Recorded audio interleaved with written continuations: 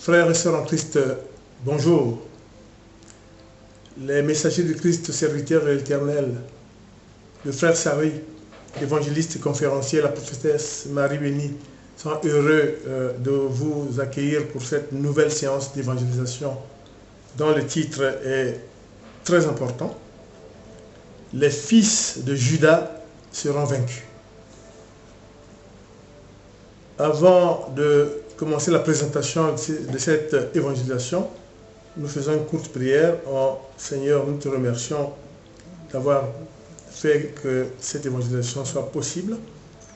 Nous te remercions, sois béni pour nous accompagner tous les jours dans notre mission prophétique afin de renforcer la foi des chrétiens et en même temps d'assurer les conversions et de porter très loin la parole de Dieu, la bonne nouvelle de Jésus-Christ.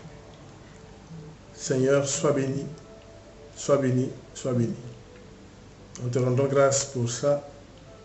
Nous sommes assurés de ta protection, car si tu es pour nous, qui peut être contre nous? Amen. Amen. Donc le thème de l'évangélisation d'aujourd'hui est très important. C'est les fils de Judas seront vaincus. Et chaque fois qu'on cite le nom de Judas, il faut préciser Judas, apôtre de Jésus, qui est celui-là qui va le livrer. Très important et toujours le citer en dernier. C'est ce que nous a appris la bonne nouvelle de Jésus et ce que le Christ nous a appris pendant les 3 ans de son ministère. Le contexte de cette évangélisation ne va pas vous étonner. Nous vivons des périodes difficiles où s'associent des catastrophes naturelles, des catastrophes sanitaires, des difficultés de toute nature, et la société avait marqué par la violence, l'intolérance. Mais heureusement que les forces vives et surtout les forces chrétiennes, conscients des enseignements de Christ, essaient de tout faire pour ramener le chrétien sur le droit chemin, pour ramener le chrétien sur le tic de ce que Dieu nous a enseigné, de ce que Jésus nous a enseigné. Et c'est pour ça que ce thème vient à propos, parce que ça et là, en plus de ces calamités que nous venons d'évoquer, le corps de Christ est traversé par plusieurs situations, je dirais, qui résultent de la pratique de certains d'entre nous.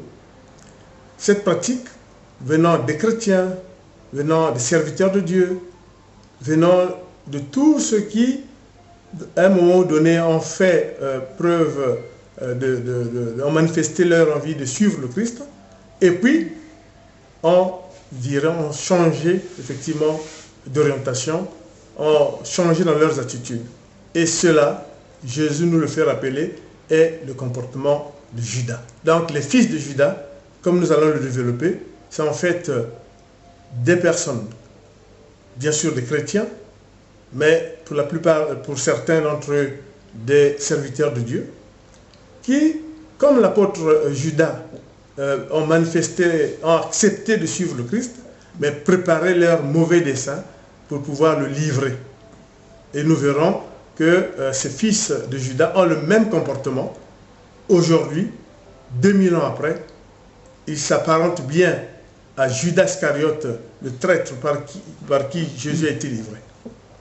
Donc, nous allons dire que, comme on l'a dit à l'introduction, ça affecte l'Église, ça affecte les ministères, ça affecte les chrétiens de base, et en même temps, ça nous interpelle dans la similitude, comme nous allons le voir, de leurs agissements, ayant fait, dans un premier temps, allégeance au christianisme, allégeance à la parole de Dieu, et puis, en fait, ils avaient leur dessein caché, et ils vont, à un moment donné, le manifester, et nous allons voir que les conséquences sont redoutables. Mais les vrais serviteurs de Dieu, les vrais fidèles de Jésus, les vrais fils de Dieu se réveilleront et feront la parade qu'il faut, et les fils de Judas seront vaincus. Amen. Amen.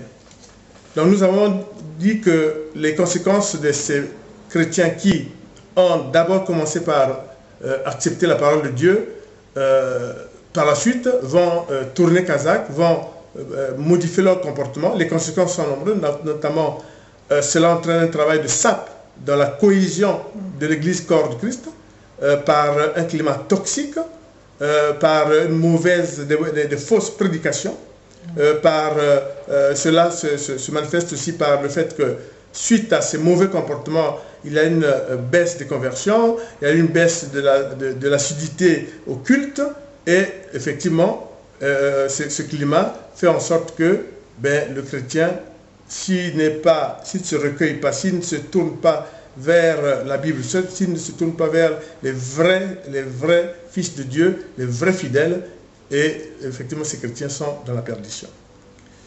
Donc nous disons que ces agissements de ces fils de Judas sont impromptus, dans la mesure où rien ne laisse présager leur agissement futur. C'est très important. Ils sont acceptés dans le corps de Christ, ils sont acceptés par les fidèles, ils sont même des serviteurs de Dieu, c'est-à-dire qu'ils ont des ministères. Ils peuvent être tout simplement des chrétiens de base.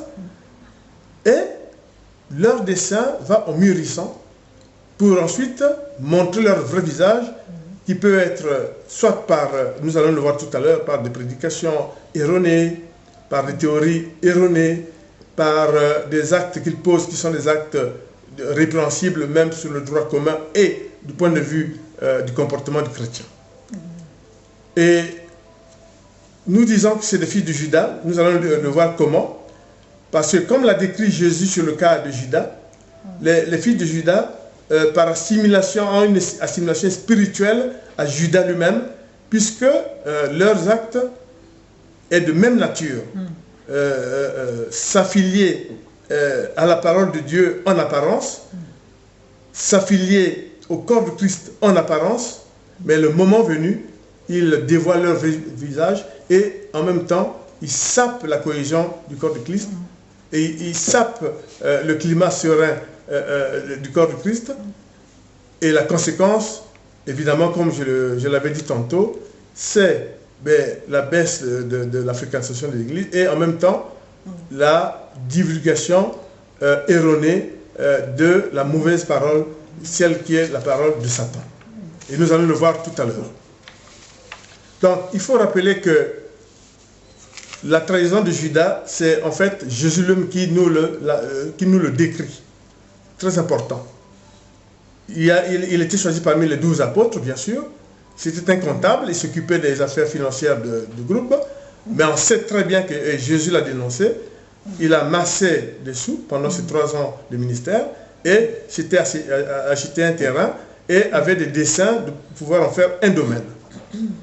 Et celui qui va le livrer, donc Judas Iscariote, en fait, était en quelque sorte quelqu'un qui, dès le départ, Jésus, comme je vais le montrer, il était choisi par le diable, choisi par Satan. C'est très important. Et nous allons le voir, et c'est ce que Jésus va dire qu'il y a 3 raisons fondamentales qui caractérisent Judas Iscariote et les fils de Judas. Et c'est Jésus qui le dit. Et vous prenez dans Jean, le 4e évangile de Jean, chapitre 12, 4 à 6, Marc, chapitre 14, verset 10 à 11, et Luc, chapitre 22, verset 3 à 5. Tous le dénoncent, et c'est Jésus lui-même qui dit qu'il était caractérisé par la cupidité, l'amour de l'argent. Et ça, c'est Jésus qui le dit. Et ensuite, il était marqué aussi par le fait qu'il était grévé sur le froment, comme dit Jésus, c'est-à-dire que Satan l'avait choisi et a mis son cachet dessus, grévé sur le froment. Et pourquoi on le sait? Mais c'est Jésus qui le dit, puisqu'il dit justement, Pierre, j'ai évité que Satan te choisisse. Voilà. Et quand il dit que j'ai évité que Satan te choisisse, il précise très bien que c'est Satan a grévé Judas sur le froment, l'avait choisi. Il n'a pas pu s'accaparer de Pierre, il n'a pas pu détourner Pierre. Et Jésus était vigilant. Jésus lui-même le révèle. Donc, cupidité, donc amour de l'argent. Deuxièmement, par l'action de Satan, mais il faut aussi dire que Judas, il se cachait, était tourné vers Satan, et c'est très important, et aussi par ce qu'on peut dire la mesquinerie. C'est-à-dire qu'il paraissait être fidèle au groupe, il paraissait être en adéquation avec le groupe, mais en fait, il préparait son heure. Et c'est très important. C'est pour ça que je vais lire l'évangile de Luc, chapitre 22, versets 3 à 5.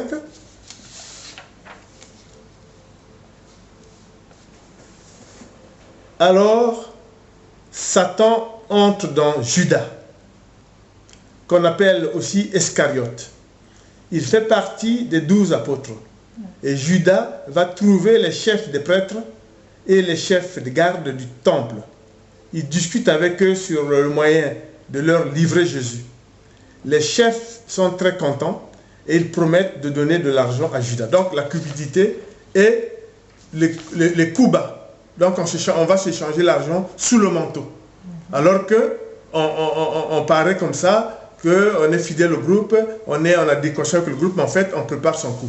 C'est ça la vraie trahison de Judas, et c'est ça qui caractérise les fils de Judas. Ils sont pareils, comme nous allons le décrire, à ce que était Judas. Pourquoi? Parce que ils font allégeance à l'écriture, ils font allégeance à l'église, le corps de Christ, ils font allégeance aux écritures et à l'évangile de Jésus-Christ, mais en fait, ils ont d'autres desseins. D'autres desseins, comment? Parce qu'ils apparaissent, on le sait maintenant, on va le décrire, c'est des personnes qui vont détourner l'évangile, qui vont transformer l'évangile, qui vont, par leur acte, faire des actes répréhensibles. On a vu comme ça des affaires qui ont défrayé la chronique. Il peut y avoir des viols, il peut y avoir des séquestrations, il peut y avoir des crimes.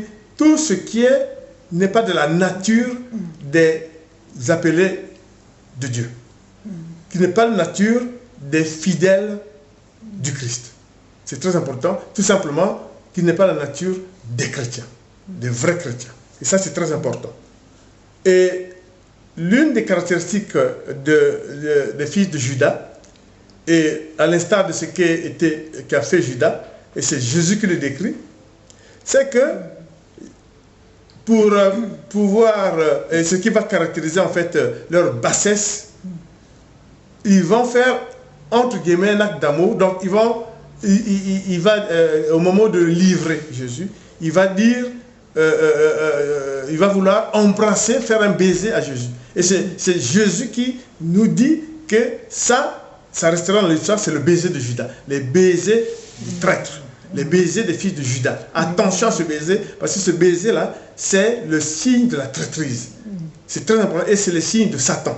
Donc, c'est très important. Le baiser de Judas, signe peu glorieux, choisi par Judas comme de désignation du Seigneur, pour qu'on puisse l'arrêter. C'est très important. C'est devenu une expression mondiale, qui est maléfique, qui a bien été stigmatisée et dénoncée par Jésus, et pour que, à la postérité, nous retenions que les fils de Judas se caractérisent par le baiser de Judas. C'est-à-dire qu'ils peuvent faire comme ça, en apparence, ils sont gentils, en apparence, mais en embrassant là, en fait, ils vous vendent. Donc, comme Judas, c'est très important. Et l'importance est d'autant plus que cette situation est révoltante. Pour les vrais serviteurs de Dieu, pour les vrais chrétiens, nous les dénonçons. Et là, au cours de cette évangélisation, nous allons vous montrer les parades et ce à quoi ils doivent s'attendre, car Dieu est là, debout, et la sanction, je dirais, la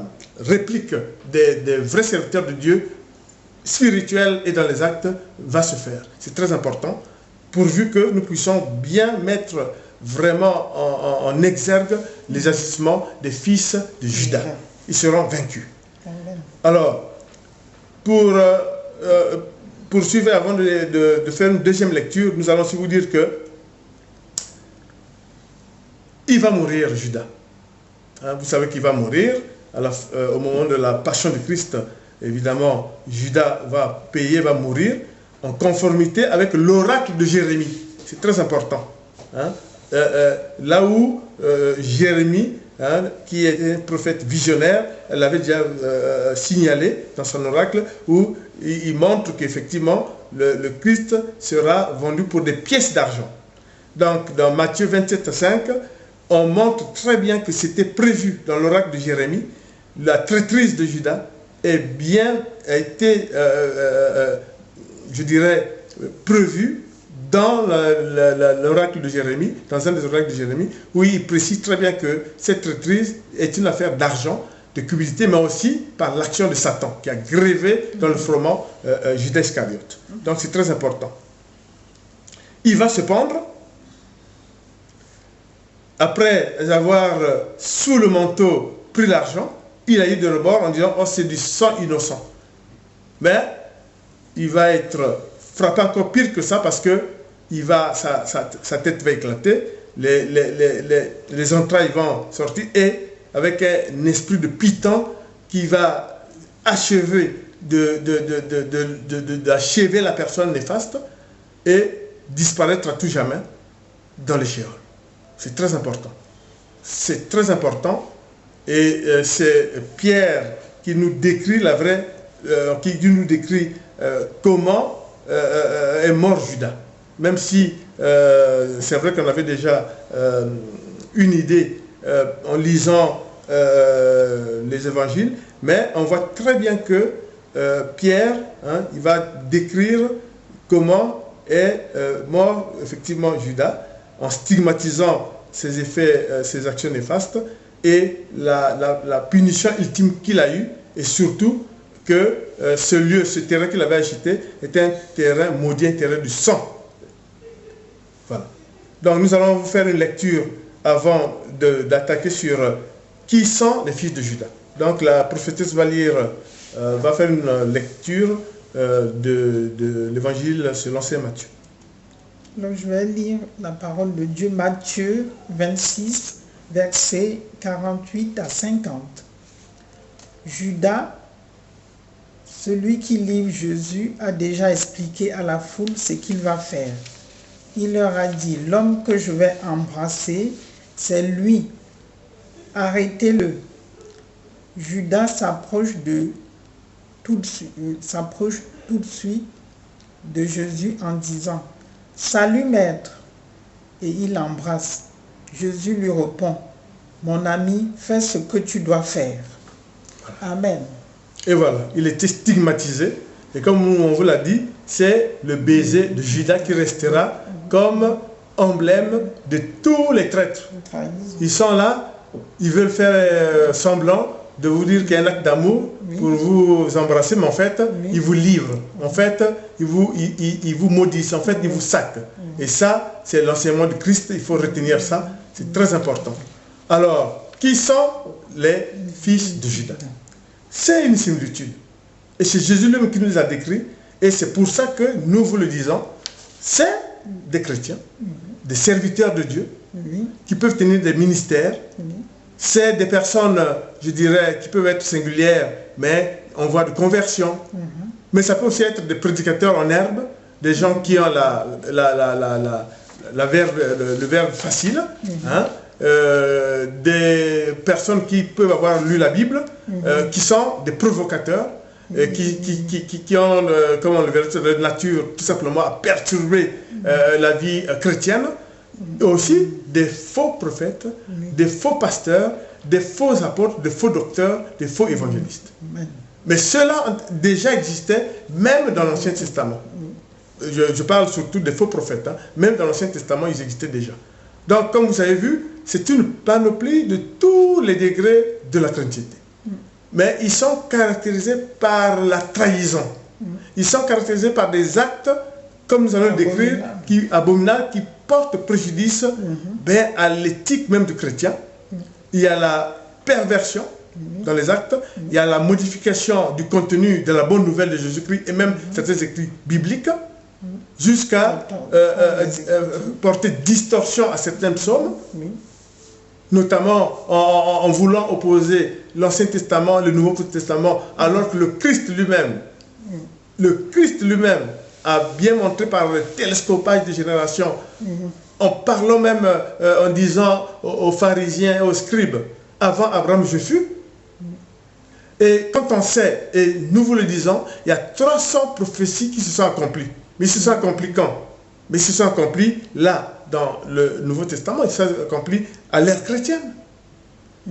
Donc, ces fils de Juda, ils sont responsables de certains climats toxiques dans le corps au sein des assemblées chrétiennes, au sein des églises, par des prédications, des prophéties, je dirais, mensongères, pardon, puisque on peut vous dire que voilà, il y a des sorciers parmi vous, on peut vous dire que un tel c'est votre homme de la vie, une telle c'est la femme de votre vie, bon c'est en train de quoi, les divorces, les changements de conjoints, etc. Alors que c'est pas ça l'essentiel, c'est pas ça l'essentiel.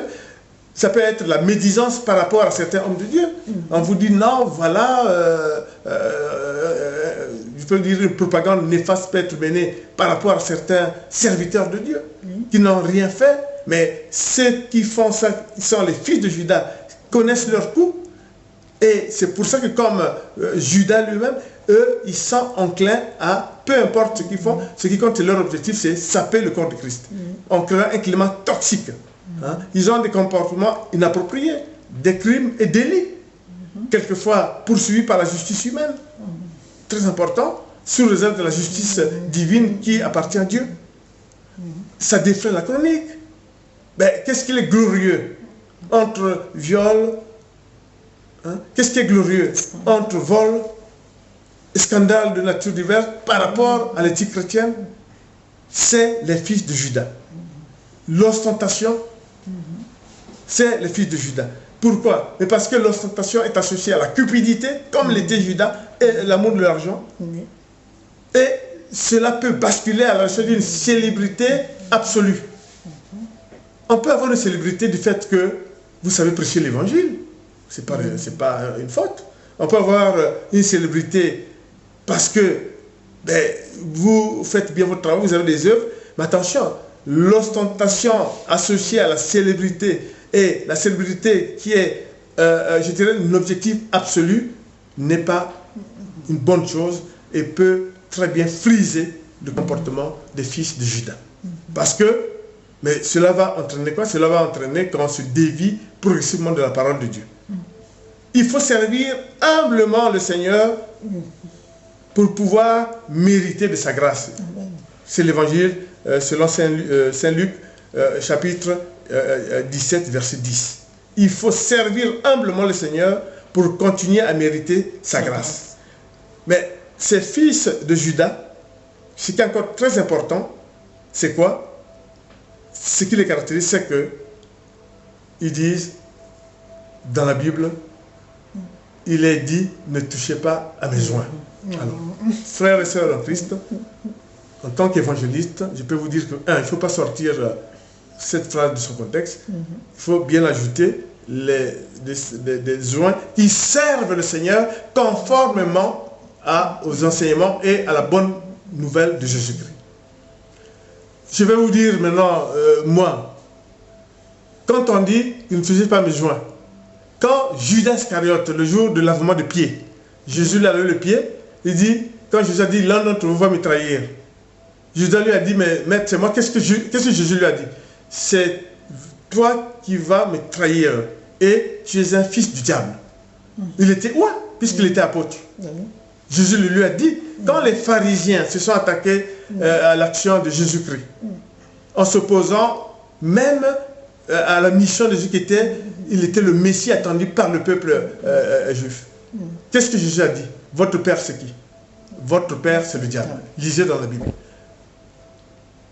Je vais vous encore citer d'autres joints. Quand vous parlez que voilà, il est loin, qu'est-ce que ne touchez pas mes joints, mais vous savez très bien que même Pierre, le premier apôtre entre guillemets, mais Jésus lui a fait justement la remarque en disant, hein, tu me trahiras 3 fois avant que le coq n'ait chanté. Hein? Voilà. Mais c'est pour dire que cet argument de dire que ne touchez pas à mes joints, c'est pas normal que les fils de Juda utilisent ça parce que Je viens de vous donner des exemples, je peux en citer d'autres. Hein, je peux en citer d'autres. Et qu'a fait l'Esprit Saint, notamment avec le couple qui avait justement voulu berner l'Esprit Saint en oubliant que l'Esprit Saint c'est Dieu. Hein? Anania et Saphira. Et Saphira, qu'est-ce qui est arrivé? C'était des disciples. Mais c'est la mort. Ne touchez pas mes joints, mais là, Dieu a puni. Donc, cet argument n'est pas un argument, c'est un argument d'arrière-garde, c'est un argument qui est faux, texte sorti de son contexte pour justifier l'injustifiable. Nous allons voir tout à l'heure que Dieu dit qu'il n'y a pas d'acception de personne. Il n'y a pas de hiérarchie entre les baptisés. C'est très important. Donc, cet argument, ne touchez pas mes joints, est battu en brèche. Hein? On le sort de son contexte. Ce qui n'est pas permis, c'est le péché. Ce qui n'est pas permis, c'est le péché à outrance. Selon les caractéristiques que Judas avait montrées. Et il n'y a pas de petit péché. Voilà, et il n'y a pas de petit péché. Et c'est très important. C'est pour ça que je vais vous lire un texte de la Bible concernant effectivement les faux prophètes. C'est la deuxième épître de Paul, chapitre 2, verset 1. Ceux qui enseignent des mensonges seront punis. Autrefois, il y a eu des faux prophètes dans le peuple. Parmi vous, il y aura aussi de faux maîtres. Ils donneront habilement des enseignements trompeurs. Et ils iront jusqu'à rejeter le maître qui les a sauvés. Ainsi, ils vont attirer rapidement sur eux le malheur qui les détruit. C'est très important, qui les détruira. C'est très important. C'est très important. Et cette parole, la parole de Dieu, et c'est ce qui va arriver. Car le corps de Christ, car les serviteurs loyaux de Dieu se réveilleront. Les fils de Judas seront vaincus. L'Esprit Saint, le paraclète que Jésus a envoyé, qui est tous les jours avec nous, il agira. Amen. Tôt ou tard, il agira. Et c'est très important, spirituellement parlant. Voilà. Donc ça, c'est très important. Et ceux qui pensent qu'on est loin, nous allons encore vous faire une deuxième lecture par la prophétesse pour que vous sachiez que cet argument-là, les fils de Judas l'utilisent aujourd'hui. On ne touche pas à mes joints, d'accord? Et ils se pavanent. Ils sont, entre guillemets, ils se paraissent intouchables, alors qu'ils sapent la cohésion dans le corps de Christ. Alors qu'ils sapent l'action des chrétiens, l'action des disciples du Seigneur, des appelés du Seigneur. Mais nous nous levons. Les serviteurs de Dieu, les chrétiens, les personnes en voie de conversion, les païens en voie de conversion, ceux qui croient en la parole de Dieu, ne laisseront pas passer les fils de Judas. Les fils de Judas seront dans une impasse. Et par définition, l'impasse, il n'y a pas d'issue, sauf de retour. Et Dieu agira. Le corps de Christ, à jamais. Le paraclète, l'Esprit Saint, qui était envoyé en assistance spéciale divine pour tous les appelés, et avec nous tous les jours pour sauvegarder le corps de Christ, pour permettre la cohésion des vrais hommes, des vrais chrétiens, des vrais hommes de Dieu, afin que ces fils de Judas soient vaincus et ils seront vaincus. Donc le prophète va faire une lecture sur justement ceux qui pensent que on ne touche pas aux joints. Alors je vais lire Matthieu 5, versets 21 à 23.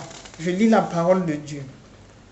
Pour entrer dans le royaume des cieux, il ne suffit pas de dire Seigneur, Seigneur.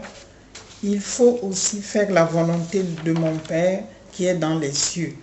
Quand je viendrai pour juger les gens, beaucoup me diront Seigneur, Seigneur, c'est à ton nom que nous avons parlé, c'est à ton nom que nous avons chassé les esprits mauvais, c'est à ton nom que nous avons fait de nombreux miracles.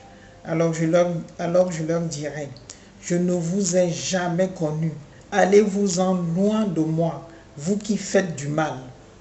Amen. Voilà. Jésus dira, je ne vous ai jamais connu. Alors qu'ils se pavanent. Alors qu'ils se pavanent. Ils ont tous les titres. Ils sont simples chrétiens, mais travertissant la parole de Dieu, allant à l'encontre de ce qui est vraiment de Dieu, de ce que nous avons appris de Dieu.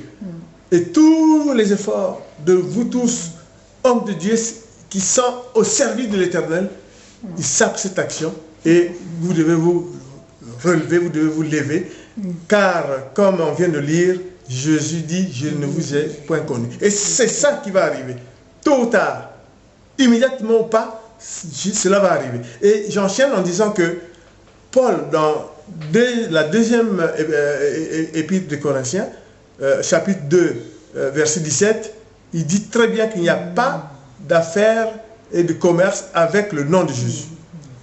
C'est très important. C'est très important. Et on enchaîne en disant aussi que le jugement de Dieu par rapport à ses comportements et par rapport à vos rangs, fils de Judas, vos rangs que vous avez usurpés, fils de Judas, le jugement de Dieu est sans acception de personne. Et vous êtes jugés selon vos actes et vos œuvres. C'est dans la première épître de Pierre, chapitre 1, verset 17 à 18. Je vais vous lire justement un extrait.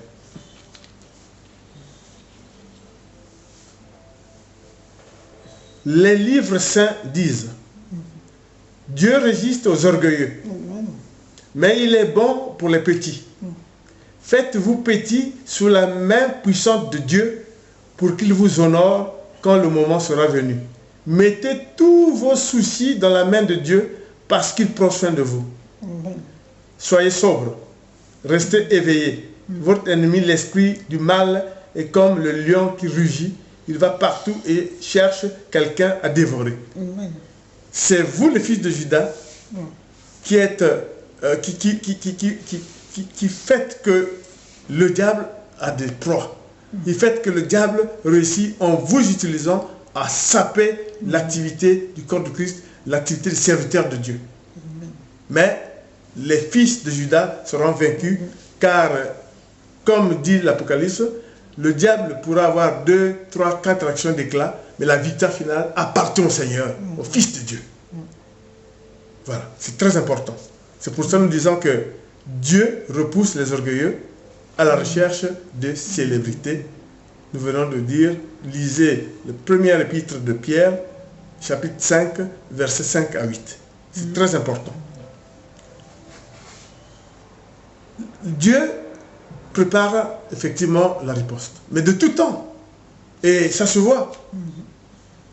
Même si les nouvelles défraient la chronique, même si on a l'impression que de plus en plus il y a ces actes mauvais de ces fils de Judas, le Seigneur ne restera pas sans action. Car grande est la puissance de Dieu pour protéger le corps de Christ et les vrais serviteurs de Dieu pour vaincre les fils de Judas. Et comme disait lui-même le Christ dans Luc, chapitre 17, verset 1 à 2, « Malheur à celui par qui arrive le scandale. » Les faux prophètes et autres faux prédicateurs s'exposent à la fonction et à la colère de Dieu.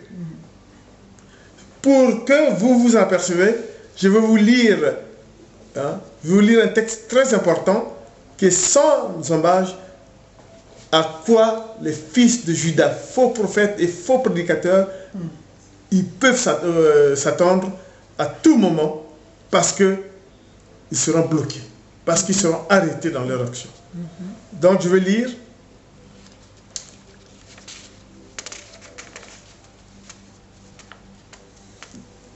c'est la troisième lecture, c'est plutôt la prophétesse Marie Bénie qui va lire en troisième lecture, justement, Alors je lis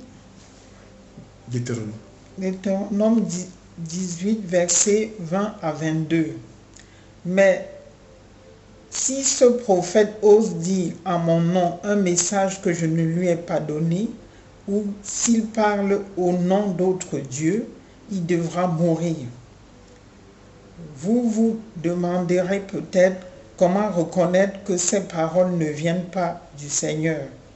Eh bien, si le prophète a annoncé quelque chose au nom du Seigneur et que cela n'arrive pas, alors ces paroles ne viennent pas du Seigneur. Amen. Amen. Tôt ou tard, il y aura la sanction divine. Tôt ou tard, l'Église, corps de Christ, est la continuation de l'action de Dieu sur terre. Et pour préserver l'action du corps de Christ, pour préserver l'expansion du corps de Christ, le développement du corps de Christ, Dieu a fait la révélation à Jean, c'est l'Apocalypse. Tout est là. Donc, faux prédicateurs, faux serviteurs de Dieu, faux chrétiens qui êtes fils de Judas, qui utilisaient les mêmes façons de faire que Judas, les embrassades, en fait, c'est des baisers qui tuent, vous vous exposez à la sanction de Dieu. Le châtiment de Dieu, car le Seigneur n'est pas un Dieu de désordre, disait Paul. Hein? N'est pas un Dieu de désordre, comme disait Paul, et c'est très important, ce que d'ailleurs je vais lire, hein, Corinthiens, première épître de Corinthiens, chapitre 14, versets 32 à 33. Ceux qui parlent au nom de Dieu restent maîtres du don que Dieu leur fait. En effet, Dieu n'est pas pour le désordre, mais pour la paix. Et comme cela se fait dans toutes les églises chrétiennes. C'est très important. Le châtiment de Dieu va venir. C'est très important. Dieu n'est pas un Dieu de désordre. Donc, tous ces fils de Judas, ils doivent savoir qu'ils sont dans une impasse. Par définition, l'impasse n'a pas de sortie, sauf si vous revenez sur vos pas, sauf si vous faites pardonner, sauf si vous reconnaissez votre travail sordide et que l'Éternel lui-même, dans sa magnitude, dans sa bonté, puisse faire acte de charité pour vous réintégrer parmi les vraies brebis. C'est très important. Il n'y a pas d'acception de personne, il n'y a pas de joint qui puisse faire de péché. Non, ne sortez pas ces textes-là du contexte dans lequel ils ont été prononcés. Les fils de Judas, l'action est néfaste dans les églises, dans la société. À tel point que, quelquefois même, les conversions sont arrêtées. À tel point que, quelquefois même, les chrétiens qui sont convertis, la foi baisse en intensité. Parce que quand vous avez tout ce qui défraie la chronique, avec des crimes, des délits, des viols, etc., où sont impliqués, soi-disant, des serviteurs de Dieu, mais des vrais fils de Judas, tout cela ne peut pas rester impuni. Dieu est un Dieu de charité, Dieu est un Dieu de bonté, mais dans la Bible, il y a eu beaucoup d'exemples où Dieu s'est aussi frappé. C'est très important. Hein? C'est très important. Et souvenons-nous, de toute façon, souvenons-nous, par exemple, de Uza, qui était un serviteur de Dieu, qui était collaborateur du roi David, qui a voulu faire plus qu'il ne fallait, que Dieu, en pleine cérémonie, au moment où on plaçait sous la tente l'arche de l'Alliance, Dieu l'a frappé. Souvenez-vous des fils d'un grand prêtre. Sous la tente, au moment même de l'Exode. Ils étaient en procession, en consécration. Et Dieu a frappé. Par le feu. Et c'était quoi? C'était vraiment des joints, comme on dit. Mais Dieu a frappé. C'est très important. Donc, faites très attention quand les hommes ont bravé Dieu, la Sodome et Gomorrhe, Dieu a frappé par la pluie de soufre. Dieu était en colère. Et là, je peux vous dire que le travail des fils de Judas est un travail qui est néfaste, toxique, qui empoisonne le développement de l'Église, qui empoisonne un travail harmonieux des vrais serviteurs de Dieu. Ça ne peut pas rester comme ça. Les vrais serviteurs de Dieu doivent se lever briller par l'exemplarité, par la diffusion de la bonne parole de Dieu, par une bonne éthique du chrétien, en multipliant les prédications, les vraies prédications. Il n'y a pas à distorsionner la parole de Dieu. Il n'y a pas d'autres évangiles que l'évangile de Jésus-Christ. Hein? C'est très important. Hein? Les évangiles qui sont dans la Bible c'est des canons bibliques. Pour ceux qui sont les vrais chrétiens, savent ce que c'est qu'un canon biblique. Il n'y a pas d'autres évangiles. Nous sommes nés, on a trouvé les canons bibliques. C'est la Bible, la parole de Dieu. C'est la parole inspirée de Dieu, écrite par 40 auteurs qui ne se connaissent pas, qui ont tous dit la même chose. C'est la parole de Dieu par excellence. Les fils de Judas ne peuvent pas passer, ne peuvent pas transformer ou mentir ou ajouter quoi que ce soit. Mais qui se souviennent de du dernier paragraphe de l'Apocalypse. Dieu retranchera la durée de leur vie au prorata de leurs agissements. C'est écrit. Allez lire le dernier chapitre de l'Apocalypse. Les vrais serviteurs de Dieu, les vrais chrétiens, levez-vous par l'exemplarité, par les prières, par les chants et l'acclamation, en promulguant et en protégeant la bonne parole de Dieu, en vous mettant à l'abri de provocateurs, des prédicateurs en herbe, qui ont la phraséologie, qui ne se réfèrent pas à la vraie parole de Dieu, qui parlent d'autres types d'évangiles. Je vous le dis en tant qu'évangéliste et avec ma femme prophétesse, inspirée par l'Esprit Saint, qu'il est temps que vous vous leviez pour contrecarrer l'action néfaste de ces fils de Judas, car même les oints, il n'y a pas d'acception pour eux pour être absous du péché. Ils ne doivent pas pécher. Ce n'est pas parce que c'est des oints. Dieu lui-même a montré l'exemple. Judas était bel et bien un apôtre, ou puisque Jésus l'avait choisi. Mais Jésus lui a dit, tu es fils de Satan. Jésus lui a dit, tu es fils de Satan. Donc, il n'y a pas quelque part où il y a l'acception que vous pouvez faire ce que vous voulez. Non. Les fils de Judas seront vaincus par nos actions, mais surtout par la puissance de Dieu. Et à travers la Bible, Ancien Testament et Nouveau Testament, Dieu a montré sa puissance. Dieu a montré sa puissance. Lisez les prédications des apôtres, lisez les prédications des prophètes.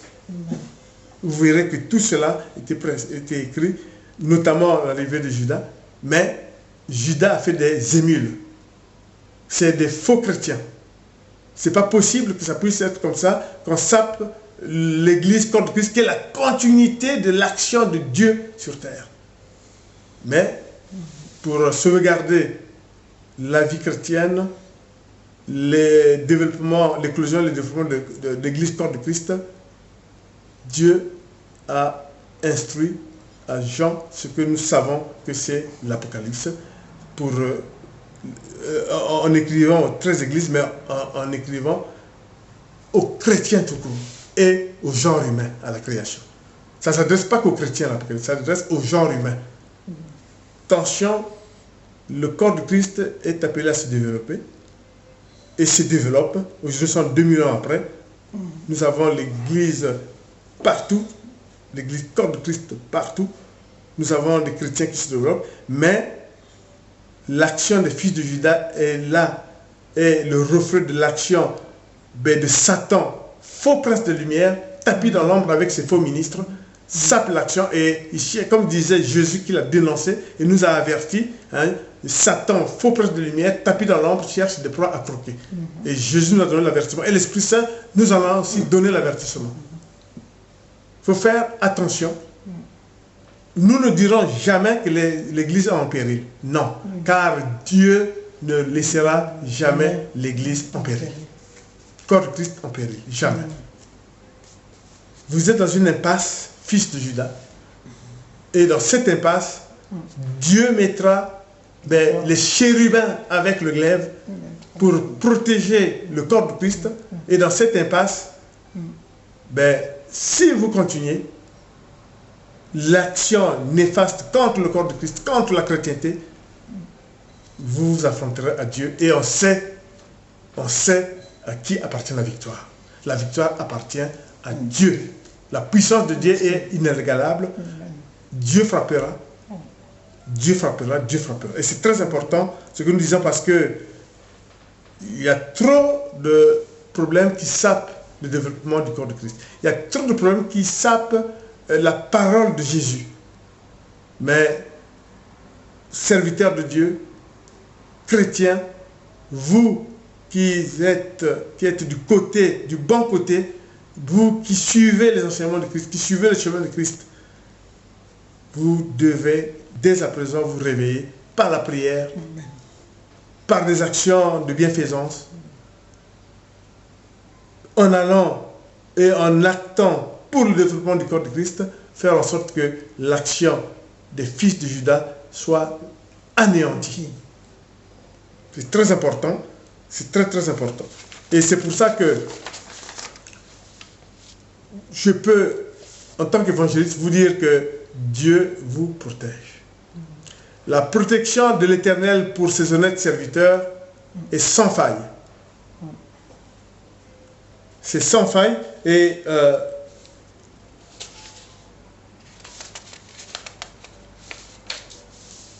je vais vous lire le psaume 101, très important, 7 à 8.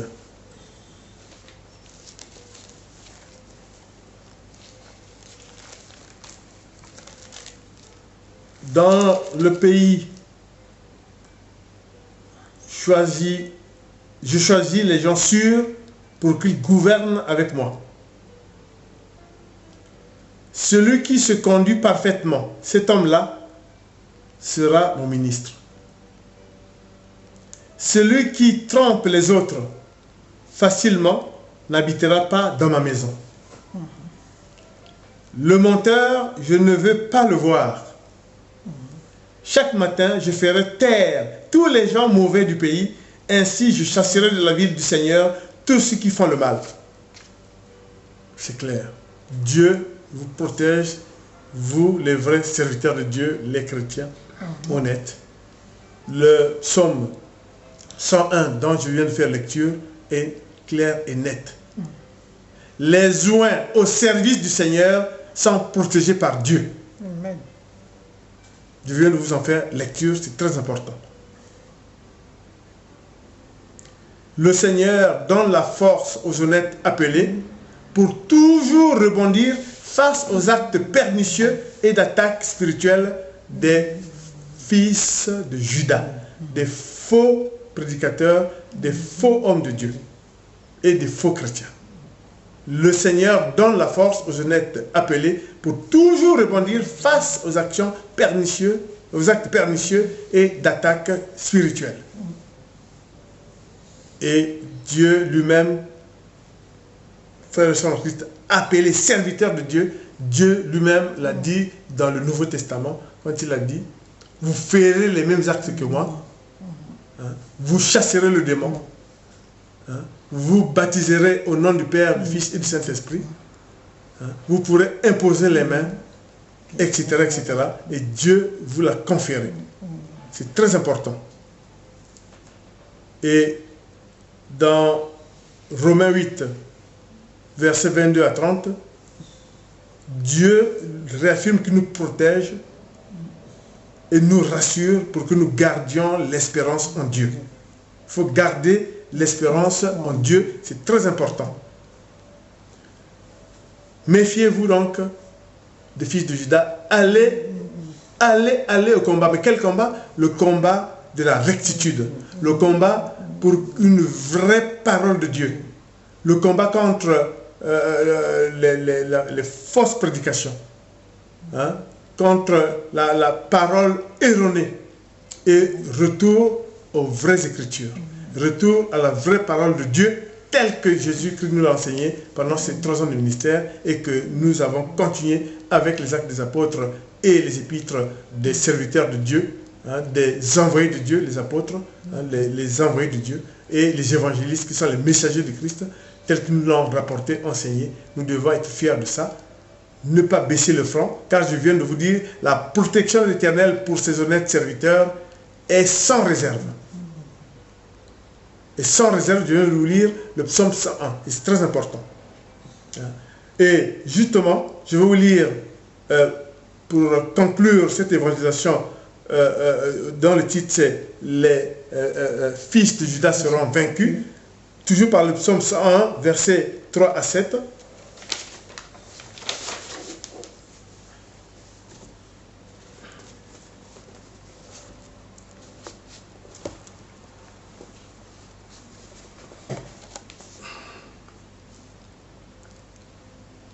Je n'aurai pas même un regard pour les pratiques démoniaques. J'haïrai l'action du traître, qui n'aura sur moi nulle prise, loin de moi, le cœur tortueux. Le méchant, je ne veux pas le connaître.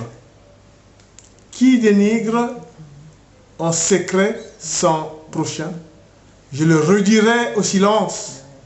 Le regard hautain, le cœur ambitieux, je ne peux les tolérer. Mes yeux distinguent les hommes sûrs du pays.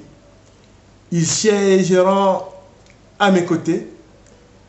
Qui se conduisent parfaitement, celui-là me servira. Pas de siège parmi ceux de ma maison pour qui se livre à la fraude. Impossibilité à qui profère le mensonge de tenir sous mon regard. Amen. Amen. Dieu a tout dit. Serviteur de l'Éternel, chrétien, véritable chrétien, en avant dans le baptême spirituel par la diffusion de la vraie parole de Dieu, en étant fidèle aux enseignements de Christ pour contrer la route aux faux prédicateurs, aux faux prophètes, aux faux chrétiens, aux prédicateurs en herbe, tout cela qui sape le corps de Christ, qui sape et qui crée un climat toxique pour contre le bon développement du corps de Christ. Les fils de Judas seront vaincus, puisque tous les atouts que je viens de lire, notamment les psaumes, et notamment tout ce que Dieu dit pour les vrais joints, frères et sœurs en Christ, la victoire du peuple de Dieu, du vrai peuple de Dieu, est plus que sûre, puisqu'elle est garantie par la puissance de l'Éternel. Vrai serviteur de Dieu, vrai chrétien, vous qui êtes païen en conversion, et vous qui êtes déjà chrétien et dans la foi risque de chanceler, ressaisissez-vous, lisez votre Bible, car le Seigneur Dieu est à l'écoute.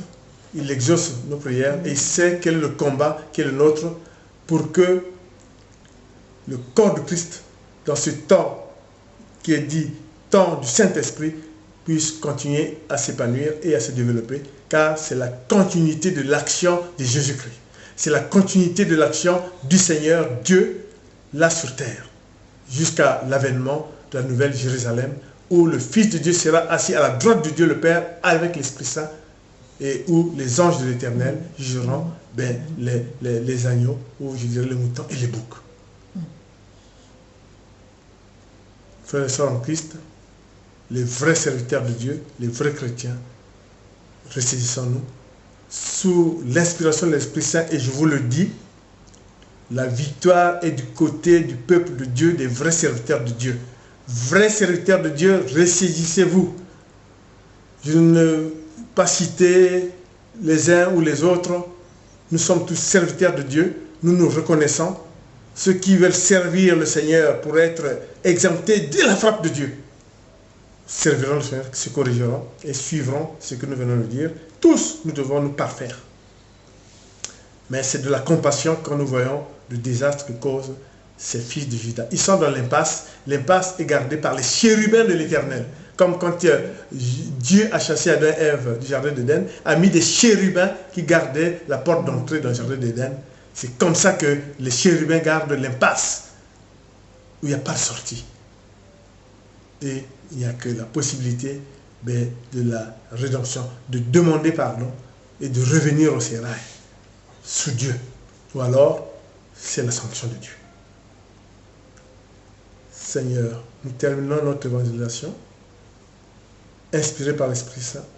Nous te rendons grâce de nous avoir permis de tenir et de faire en sorte que la plupart des serviteurs de Dieu, des chrétiens, puissent nous suivre pour le service de l'Éternel, et que l'Éternel, conformément à sa bonté et à ce qu'il nous a donné comme mission, puisse protéger les siens, puisse protéger ses honnêtes serviteurs.